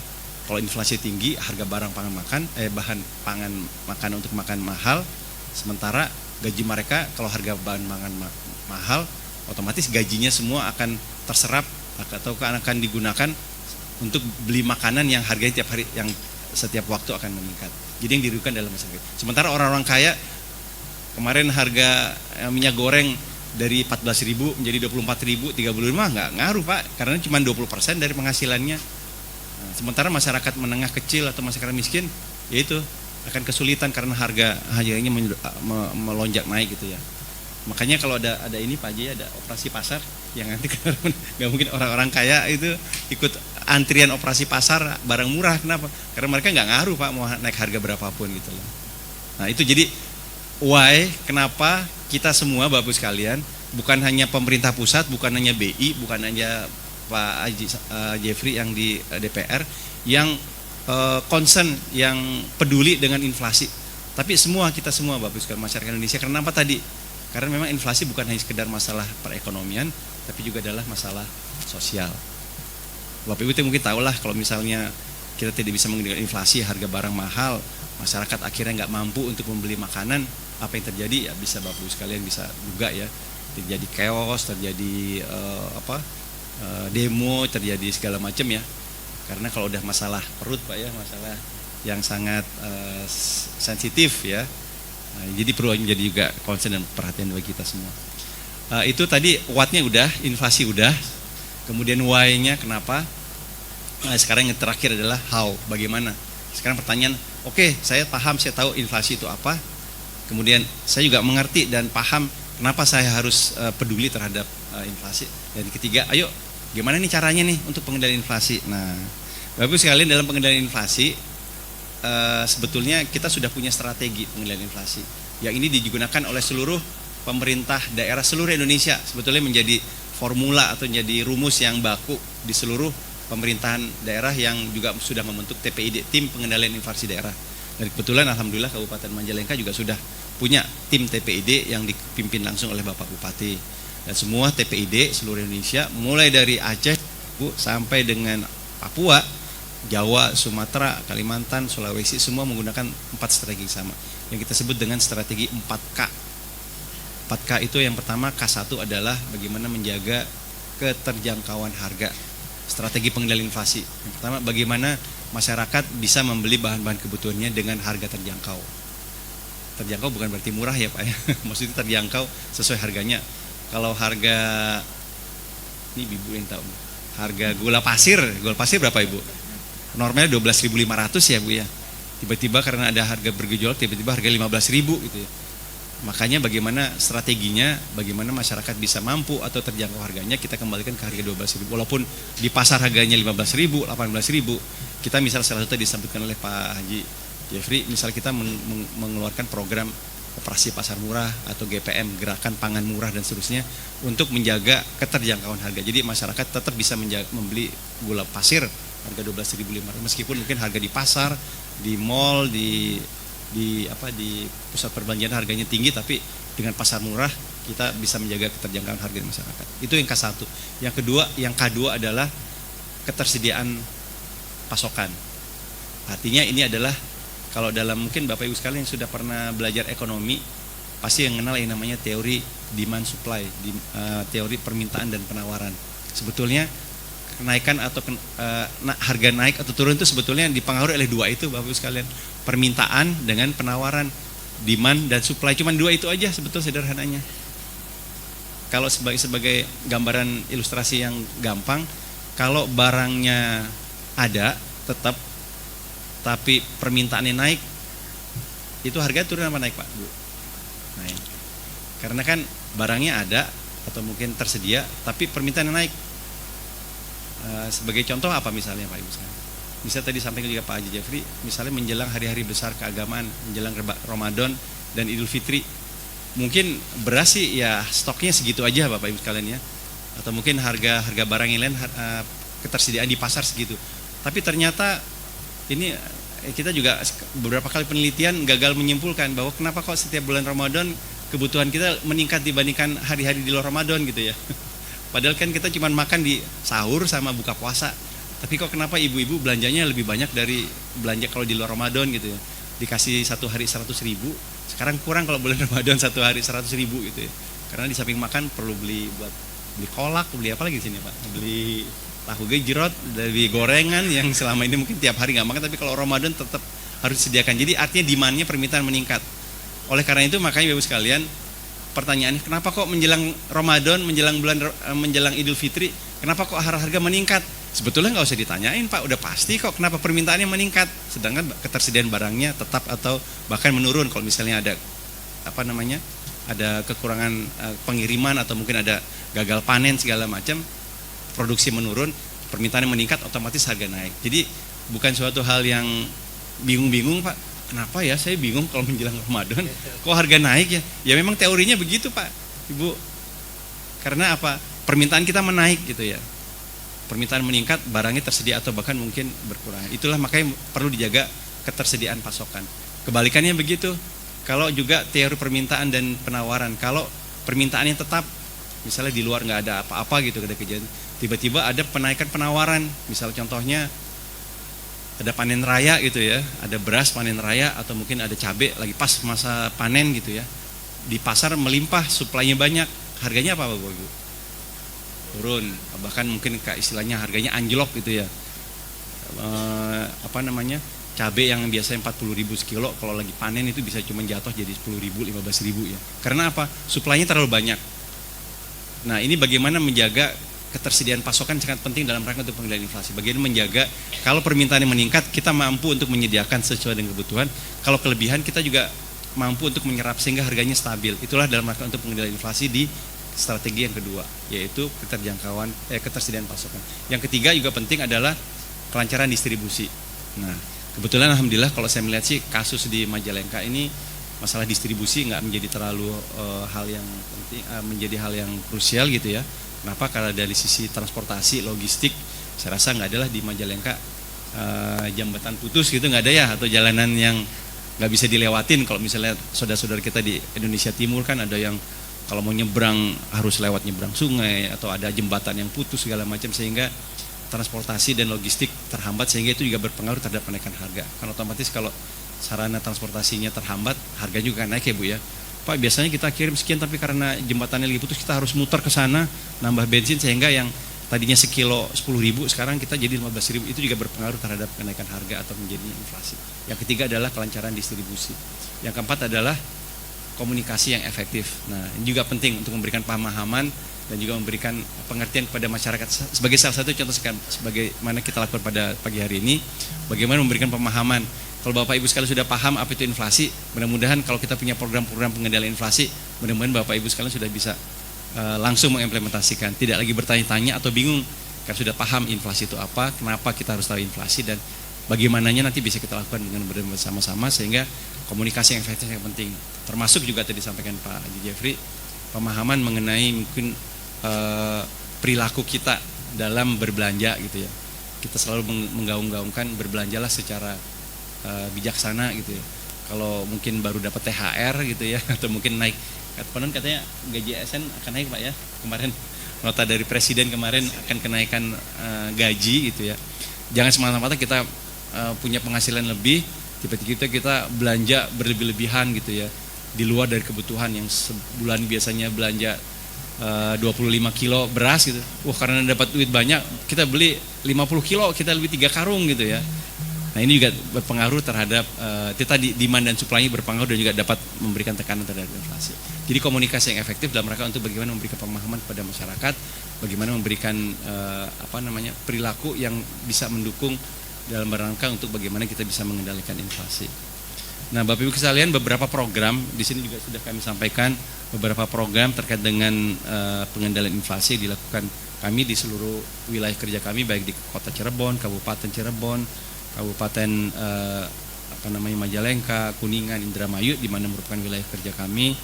Beberapa program-program yang sudah kami lakukan terkait dengan kami mengencarkan gerakan nasional pengendalian inflasi daerah melalui mungkin peningkatan ini Bapak Ibu sekalian, peningkatan produksi dengan beberapa kegiatan seperti digitalisasi, bagaimana meningkatkan produktivitas, bagaimana menggunakan sistem tanam organik dalam rangka untuk peningkatan produktivitas, kemudian juga bagaimana membangun suatu kerjasama antar daerah, di mana daerah-daerah yang kekurangan dan tidak memiliki produksi yang tidak memberikan produksi yang memenuhi kebutuhan, perlu juga berarti harus bekerja sama dengan daerah lain yang memiliki kelebihan.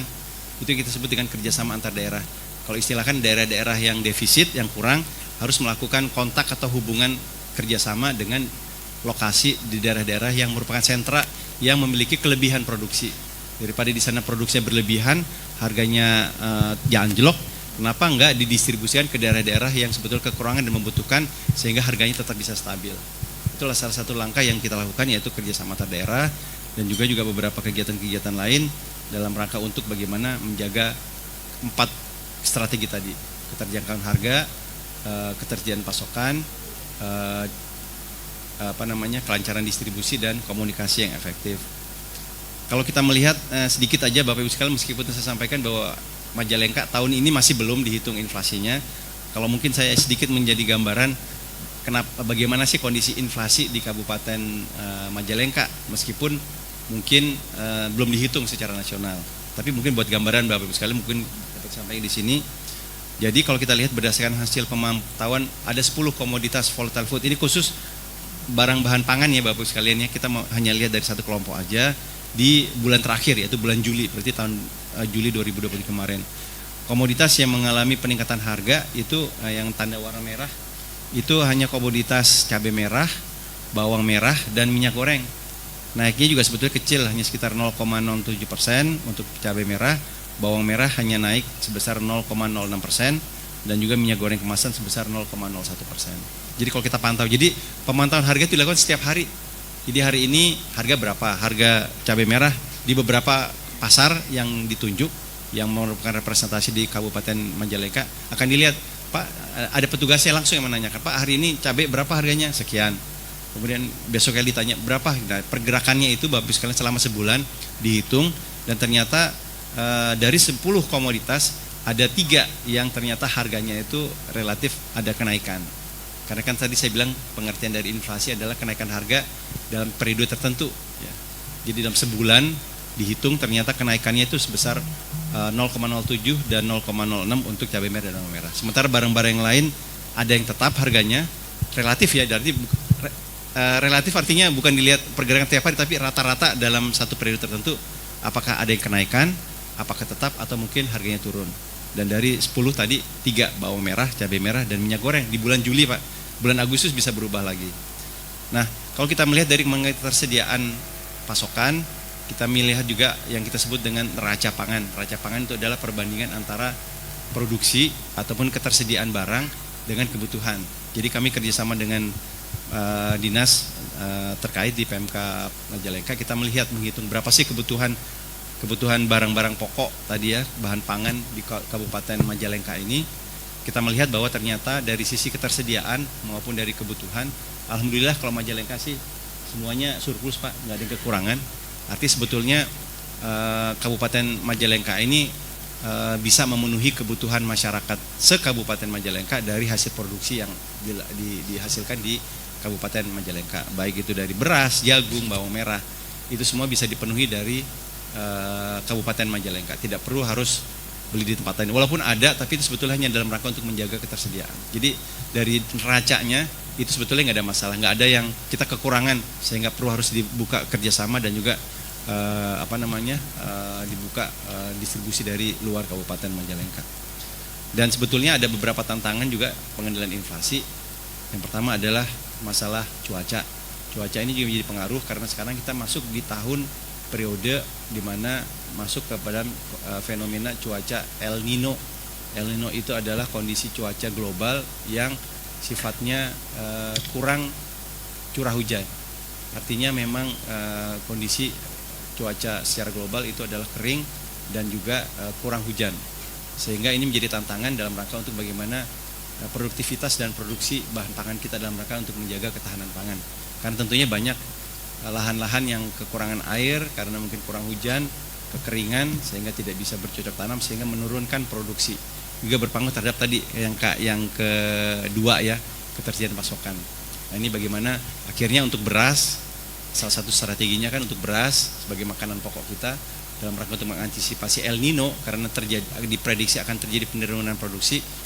Pemerintah mengeluarkan kebijakan yaitu kita membeli atau impor beras dari luar negeri dalam rangka untuk mencukupi. Karena apa?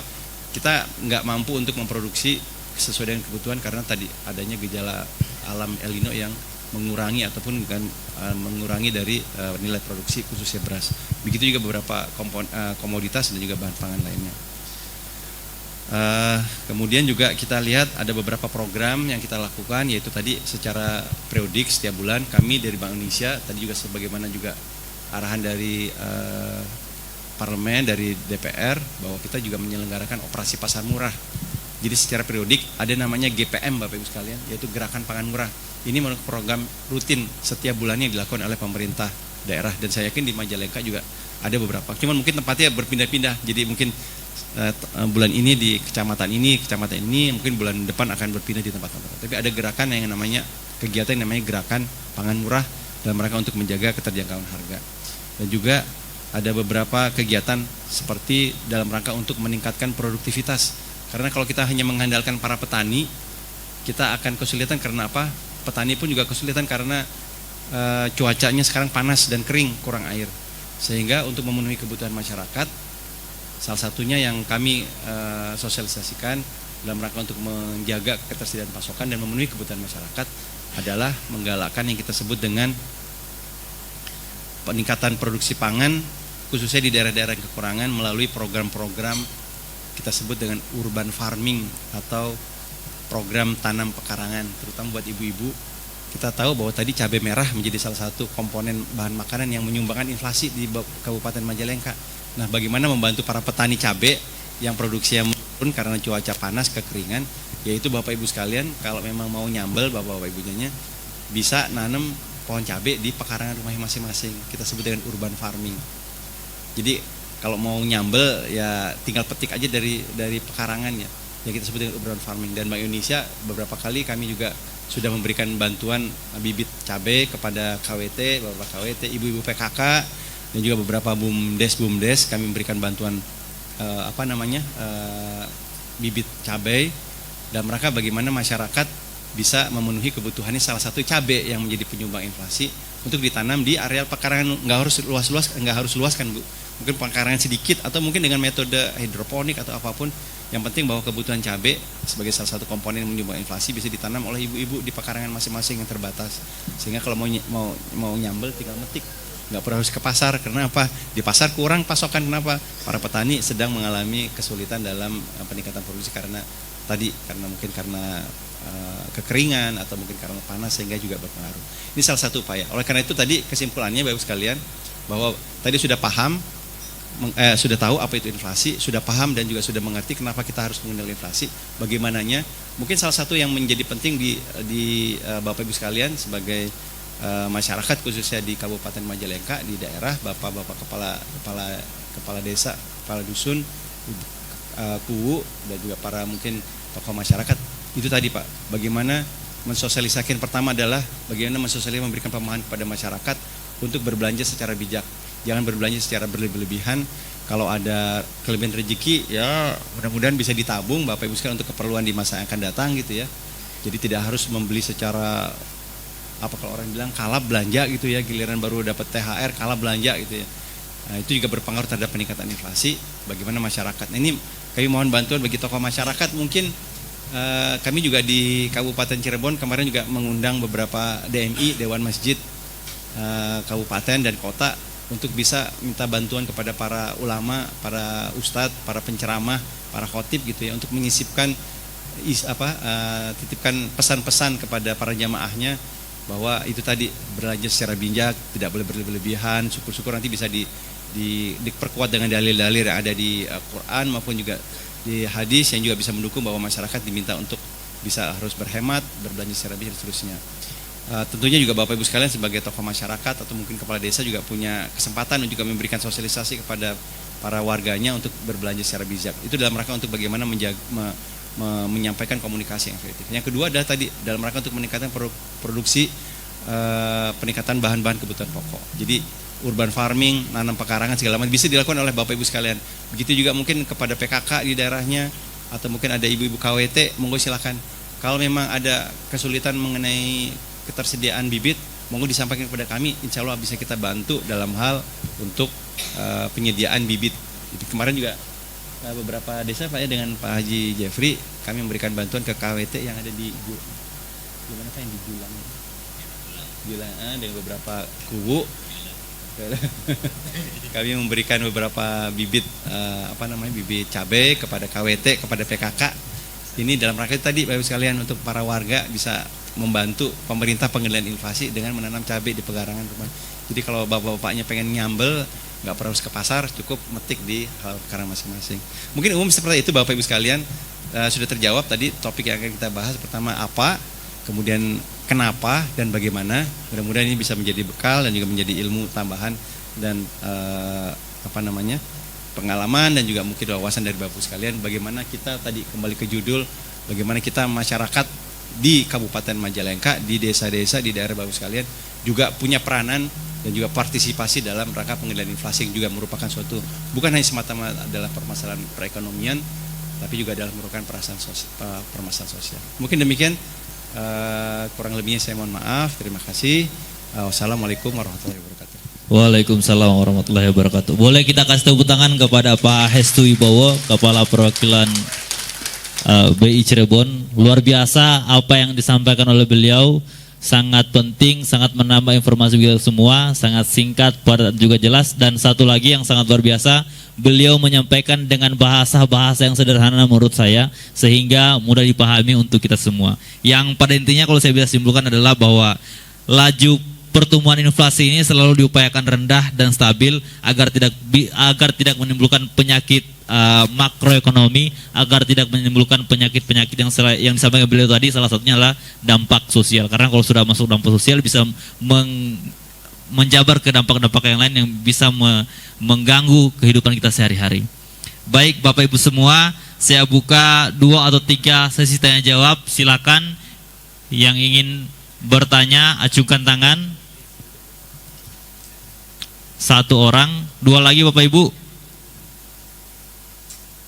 Silakan yang ingin bertanya. Nanti disiapkan hadiah oleh panitia. Oh, boleh 1 dulu ya. Tes. Assalamualaikum warahmatullahi wabarakatuh. Perkenalkan, nama saya Tatan Rustandi Pak, dari Cikijing, Desa Cisoka. Mengenai inflasi yang tadi Pak, inflasi itu kan berarti kenaikan harga yang tidak terkendali ya Pak. Khususnya untuk daerah Cikijing, Majalengka Selatan Pak, kebanyakan di sana itu kan produsen Pak. Jadi bukannya kalau kami kebalikan yang diinginkan, jadi harga pengen mahal gitu. Kita produsen bawang merah Pak di sana Pak, khususnya Desa Cisoka. Untuk sekarang ini harga termasuk anjlok ya harga. Itu gimana Pak sikap pemerintah, maksudnya cara mengendalikan biar seimbang lah. Biar misalkan harga di pasar stabil, terus si petani ya nggak menjerit gitu. Sekian Pak, terima kasih. Assalamualaikum warahmatullahi wabarakatuh.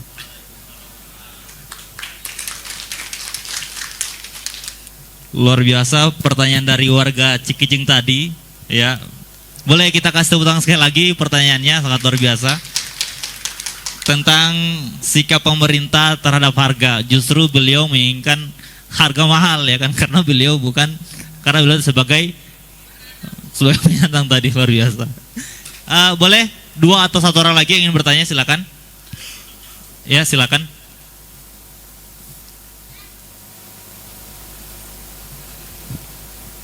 Bismillahirrahmanirrahim. Assalamualaikum warahmatullahi wabarakatuh.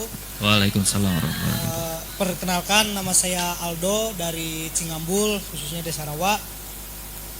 Dari pemaparan yang tadi disampaikan, mungkin ada beberapa poin yang saya ingin pertanyakan.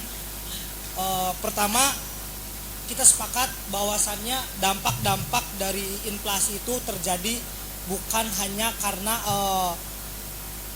penaikan harga dari distributor ataupun tekanan dari produksi.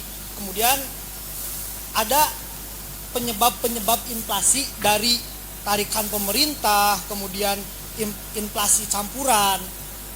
Mungkin yang ingin saya pertanyakan, pertama, bagaimana pengawasan dari pemerintah terhadap pengurangan pengeluaran dari pemerintah.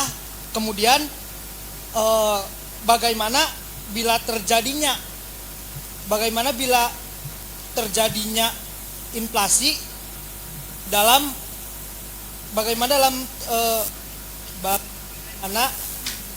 mengendalikan moneter bila terjadinya inflasi. Mungkin itu aja. Baik, terima kasih Mas Kang Aldo dari Cingabul. Boleh kita kasih tepuk tangan kepada Kang Aldo. Total ada 3 pertanyaan Pak dari 2 orang yang bertanya. Yang pertama tadi sikap pemerintah terhadap harga. Yang kedua bagaimana pengawasan pemerintah terhadap pengawasan inflasi ya. Yang kedua bagaimana dalam pengawasan moneter terhadap inflasi. Waktu dan tempat Pak Hestu Wibowo mungkin bisa dijawab Pak.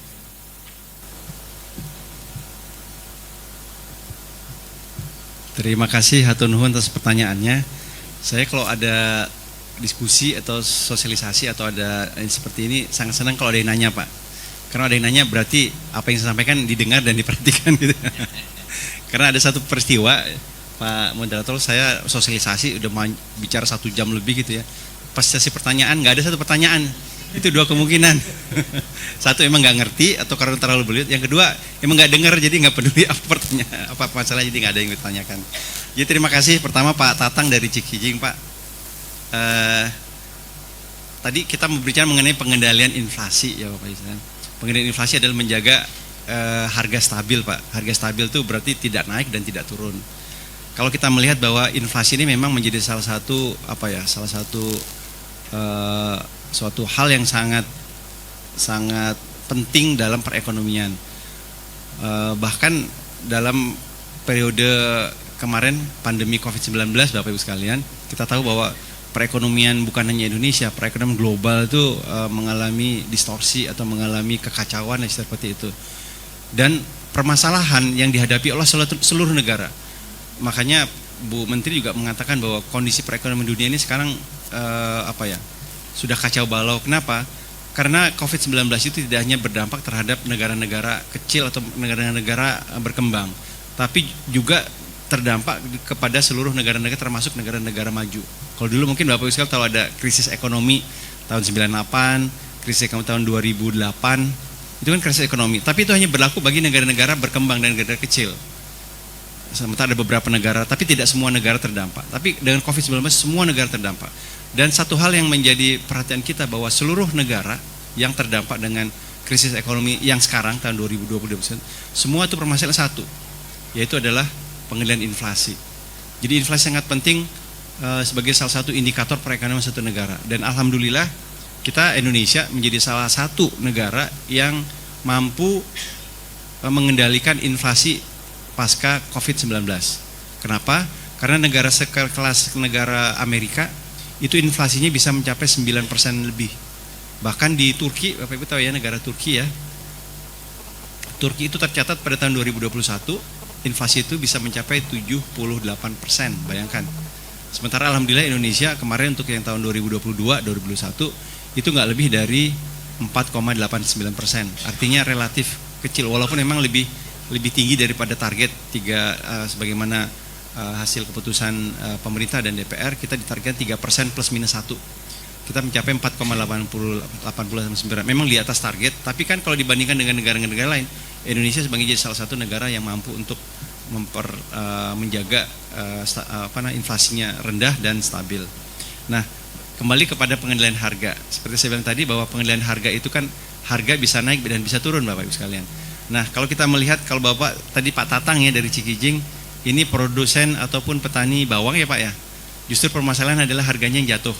Nah, sebetulnya dalam rangka program pengendalian inflasi, bagaimana menjaga harga-harga dalam harga stabil. Harga stabil kan bukan hanya harga naik Pak, harga turun juga akan menjaga stabilitasnya.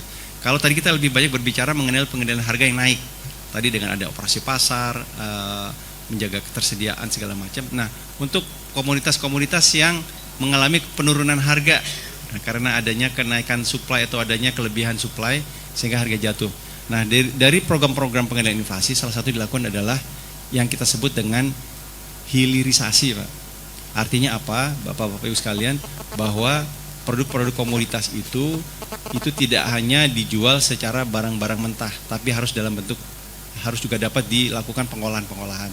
Sebagai contoh Pak, kalau mungkin selama ini bawang hanya dijual di pasar dengan harga yang bergejolak tadi Pak, harga naik dan harga turun, karena memang hanya semata-mata Bapak fokuskan ke pasar untuk dijual bawang merah sebagai barang komoditas dasar. Tapi kalau mungkin Bapak bisa nanti terhubung dengan misalnya pabrikan, dengan manufaktur, Bapak mungkin bisa berhubungan dengan mungkin kepada pengusaha-pengusaha pengolahan Pak, menjadi suatu hubungan kerjasama atau mungkin kita sebut dengan business matching Pak, dipertemukan penghasil atau petani bawang merah dengan pengusaha bawang goreng, atau bahkan di beberapa daerah Pak, di daerah Jawa Tengah, di daerah Boyolali sudah dipertemukan para petani bawang dengan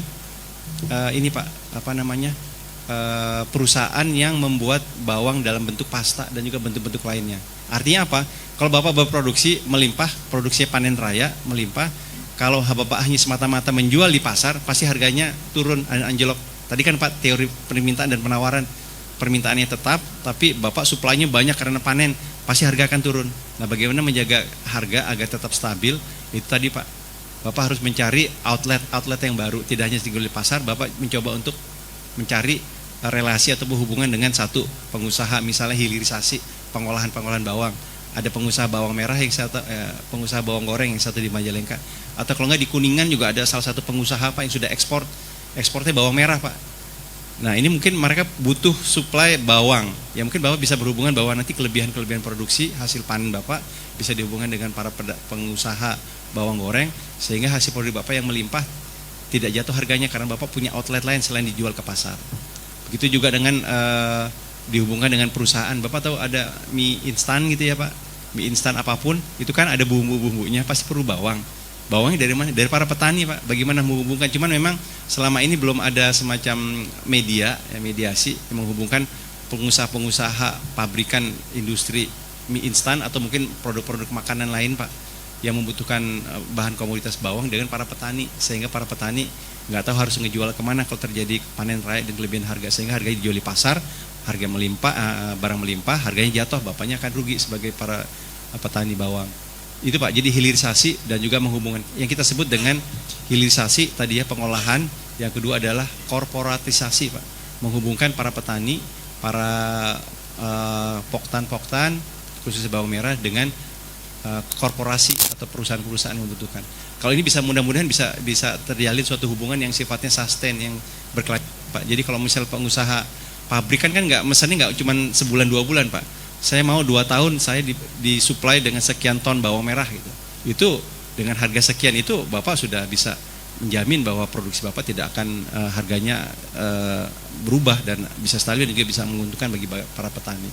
Jadi itu Pak, jadi hilirisasi dan juga korporasi salah satu di samping juga tingkat inflasi tinggi juga memberikan sentimen negatif bagi pasar global. Artinya kalau ada orang luar Pak, investor asing, punya pemodal asing di luar, kalau mau masuk ke Indonesia, salah satu yang dilihat adalah bagaimana tingkat inflasi. Inflasi kalau tinggi mereka tidak akan mau karena risiko tinggi. Kalau tingkat inflasi tinggi, harga-harga naik, pasti nanti akan terjadi permasalahan perekonomian dan juga permasalahan sosial. Sehingga inflasi menjadi salah satu indikator penting bagaimana kita bisa memberikan sentimen positif kepada pasar secara global. Itu yang pertama, pentingnya inflasi. Sehingga perlu Pak kita menjaga stabilitas inflasi. Walaupun mungkin bagi para petani, inflasi itu mungkin agak memberikan suatu angin segar dan keuntungan secara sepihak Pak ya. Tapi kalau kita lihat para petani kan juga hanya beberapa orang aja yang menikmati Pak. Artinya hanya petani diuntungkan kalau harganya tinggi, Tapi sementara masyarakat umum se-Indonesia dirugikan, termasuk juga citra dan juga sentimen perekonomian Indonesia akan tercoreng apabila kita memiliki catatan inflasi yang tinggi. Saya kemarin pernah meninjau ke Batu Pak, di daerah Batu Malang. Ada petani cabai merah Pak. Cabai merah dia punya sekitar 70 hektar, 7 hektar saya lupa. Jadi pada saat harga cabai merah Pak, harganya 120.000, bayangin. Cabai merah harga lebih mahal dari harga daging sapi. Pada waktu itu Bapak pasti ingat, ada cabai merah harga sampai 1 kilonya 120.000. Nah pada saat itu dia dengan lahan 70 hektar, dia bilang keuntungannya itu dia bisa membeli satu Pak, mobil Jeep Pajero katanya. Pak, dengan gara-gara itu saya bisa beli mobil Pajero katanya.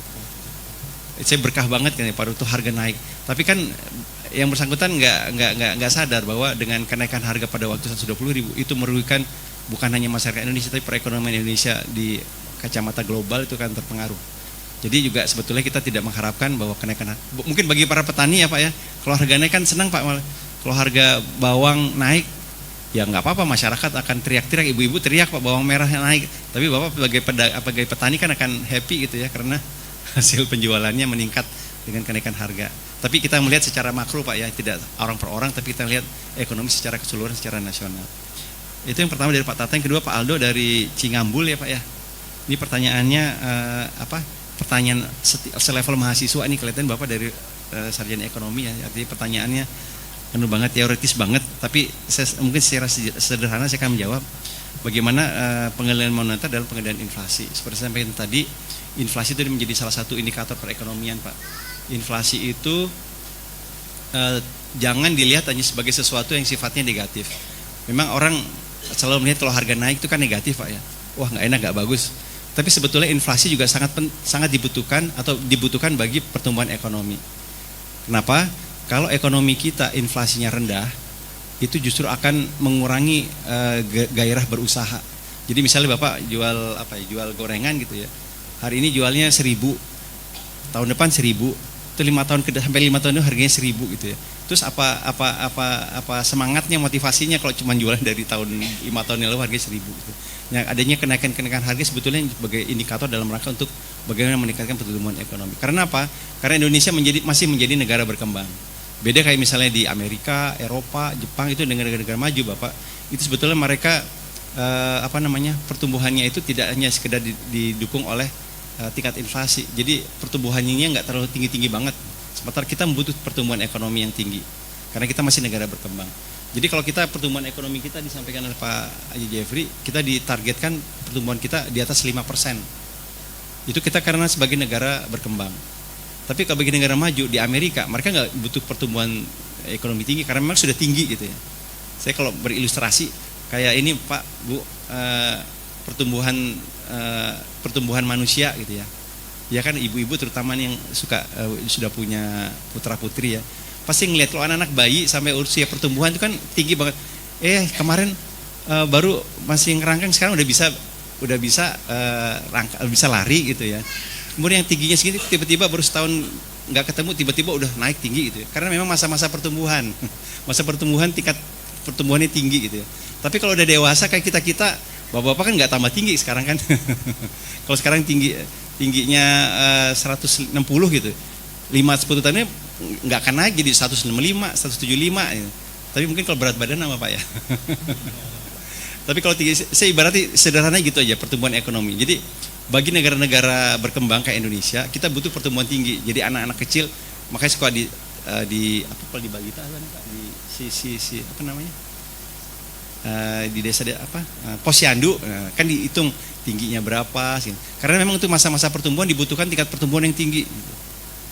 Tingginya dihitung segala macam, pertumbuhannya loncatnya tinggi. Tapi kalau sudah dewasa kan nggak perlu lagi dihitung pertumbuhannya berapa. Sama seperti negara seperti Indonesia itu perlu pertumbuhan tinggi. Sementara negara-negara udah maju nggak perlu pertumbuhan tinggi karena memang sudah tinggi. Sama dengan inflasi, kita perlu pertumbuhan tinggi, oleh karena kita perlu inflasi. Kalau kita misalnya negara Indonesia ini kita deflasi, inflasi kita harga tetap gitu ya, kita malah ketinggalan karena pertumbuhan kita pasti akan rendah dan kita tidak bisa meningkat menjadi negara yang lebih maju lagi dibandingkan sekarang. Jadi itu Pak secara sederhana bagaimana pengendalian inflasi ini sebagai salah satu dalam rangka untuk dasar dalam penentuan kebijakan di sektor moneter, pengaruh inflasi terhadap pertumbuhan ekonomi. Jadi mungkin itu Bapak sekalian. Jadi mudah-mudahan Pak Aldo ya mungkin terjawab dan jelas pertanyaannya. Mudah-mudahan bisa paham, dan juga Bapak Ibu sekalian juga mungkin bisa sedikit menambah wawasan mengenai bagaimana pengendalian inflasi itu berpengaruh terhadap pengendalian moneter secara nasional. Mungkin itu Pak Moderator. Kalau ada pertanyaan lain mangga silakan. Baik, terima kasih Pak Hestu Wibowo atas jawabannya terhadap pertanyaan-pertanyaan yang sangat kritis dari Bapak Ibu semua yang hadir di sini. Sejatinya masih banyak, saya yakin masih banyak yang akan dipertanyakan, masih banyak juga yang akan disampaikan, tetapi lagi-lagi karena kita dibatasi oleh waktu, ya jadi sudah menunjukkan pukul 12 waktunya untuk sholat lohor dan juga untuk makan siang. Dengan selesainya sesi tanya jawab tadi, selesai juga acara sosialisasi tentang bagaimana cara mengendalikan inflasi daripada sore hari pada siang hari ini. Semoga ini bisa bermanfaat bagi kita semua. Semoga kita semua bisa mengendalikan inflasi. Semoga kita bisa menjaga daya beli kita agar bisa melangsungkan hidup dan keseharian kita dengan aman, damai dan tenang. Saya ucapkan terima kasih sekali lagi kepada Pak Dr. Haji Jeffrey Romdoni yang telah membawa Bank Indonesia ke sini agar bagaimana bisa masyarakatnya bisa mengetahui bagaimana cara pengendalian inflasi. Ini juga merupakan wujud kepedulian beliau kepada masyarakat di dapilnya, salah satu di dapil Majalengka. Kemudian juga saya mau mengucapkan terima kasih yang sangat sebesar-besarnya kepada Bapak Hestu Wibowo atas penyampaian materi yang sangat luar biasa, yang sangat sederhana, dan juga waktu yang telah diwakafkan beliau kepada kita semua pada siang hari ini. Saya juga mau mengucapkan terima kasih yang sebesar-besarnya kepada Bapak Ibu semua yang telah mengikuti acara sampai selesai, yang telah bertanya, yang telah menyimak dengan baik apa yang disampaikan oleh dua pemateri hebat kita pada siang hari ini. Akhirul kalam, saya mengucapkan permohonan maaf apabila ada salah-salah kata. Wabillahi taufiq wal hidayah. Wassalamualaikum warahmatullahi wabarakatuh. Demikian acara demi acara telah selesai kita laksanakan. Semoga apa yang telah disampaikan bisa bermanfaat bagi kita semua. Amin. Terima kasih atas perhatian dan partisipasinya. Akhirul kalam, wabillahi taufiq wal hidayah. Wassalamualaikum warahmatullahi wabarakatuh. Waalaikumsalam warahmatullahi wabarakatuh. Sebelum itu mohon izin, mohon maaf Bapak Ibu yang bertanya tadi boleh maju ke depan agar mendapatkan hadiah dari penyerahan yang akan diserahkan langsung kepada dari Pak Jeffrey dan juga Pak Hestu Wibowo.